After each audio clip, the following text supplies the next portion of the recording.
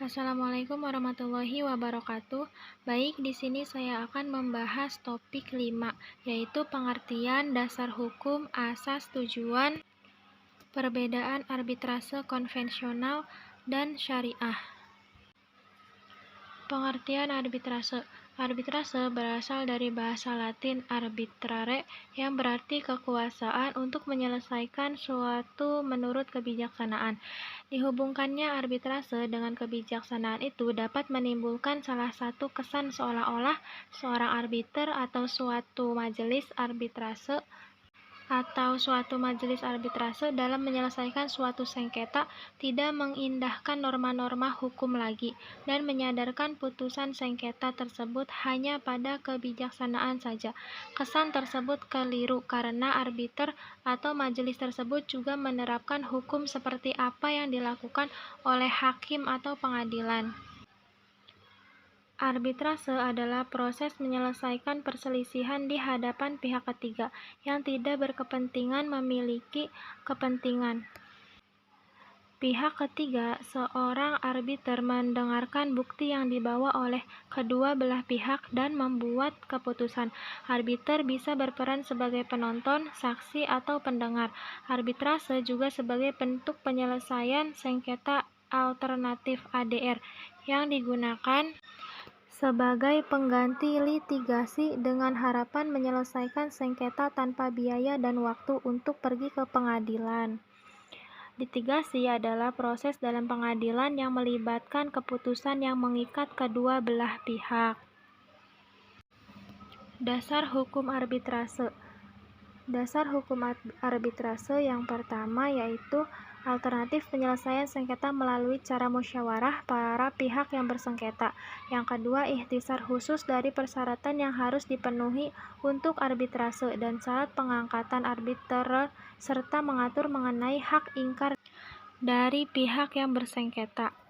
Yang ketiga, tata cara untuk beracara di hadapan majelis arbitrase dan dimungkinkannya arbiter dapat mengambil putusan provisionil atau putusan selain termasuk menetapkan sita jaminan. Yang keempat, syarat lain yang berlaku mengenai putusan arbitrase. Yang kelima, pembatalan putusan arbitrase. Yang keenam, berakhirnya tugas arbiter. Yang ketujuh, biaya arbitrase yang ditentukan oleh arbiter dan ketentuan peralihan terhadap sengketa yang sudah diajukan, namun belum diproses. Asas dan tujuan arbitrase. Yang pertama, asas arbitrase, diantaranya asas kesepakatan, artinya kesepakatan para pihak untuk menyelesaikan perselisihan secara damai, sekata atau sepaham untuk menunjukkan seorang atau beberapa orang arbiter. Yang kedua, asas musyawarah, yaitu setiap perselisihan diupayakan untuk diselesaikan secara musyawarah, baik antara arbiter dengan para pihak maupun antara arbiter itu sendiri.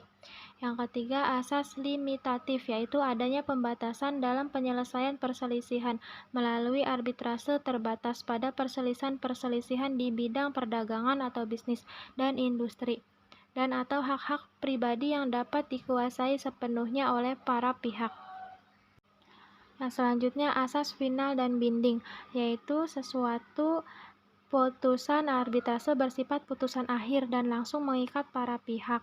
Putusan arbitrase tidak dapat dilanjutkan dengan upaya hukum lain. Tujuan arbitrase untuk menyediakan sarana penyelesaian sengketa alternatif di luar pengadilan. Arbitrase juga dilakukan untuk menghadirkan kerukunan antar pihak yang saling melaporkan agar terciptanya kesepakatan melalui langkah musyawarah, serta menyelesaikan perselisihan secara damai antara kedua belah pihak. Untuk menyelesaikan perselisihan atau sengketa perdata dengan prinsip yang mengutamakan usaha perdamaian, yang operasional menggunakan syariat Islam sebagai dasarnya, serta memberikan penyelesaian yang adil dan cepat dalam sengketa-sengketa muamalah yang timbul dalam bidang perdagangan, industri, jasa, dan lain-lain. Mungkin itu saja topik pembahasan 5. Sekian, terima kasih. Wassalamualaikum warahmatullahi wabarakatuh.